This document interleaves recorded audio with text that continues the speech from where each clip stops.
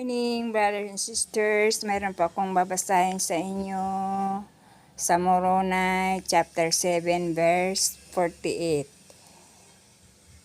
Kaya nga mga minahal kong kapatid, manalangin sa Ama ng buong lakas ng puso, nang kayo ay mapuspos ng ganitong pag-ibig na kanyang ipinagkaloob sa lahat na tunay na mga tagasunod ng kanyang anak si Jesucristo, upang kayo ay maging mga anak ng Diyos, na kung siya ay magpapakita, tayo ay magiging katulad niya, sapagkat makikita natin siya bilang siya, upang tayo ay magkaroon ng ganitong pag-asa, upang tayo ay mapadalisay maging katulad niya na dalisay. Amen.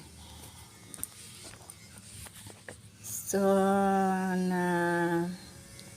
yan po ang na manalangin sa Ama ng buong lakas ng puso, nang kayo ay mapuspos ng ganitong pag-ibig. So, mahal na mahal ko po kayo. At dalangin ko po sa inyo to sa mahal na pangalan ni Jesucristo. Amen.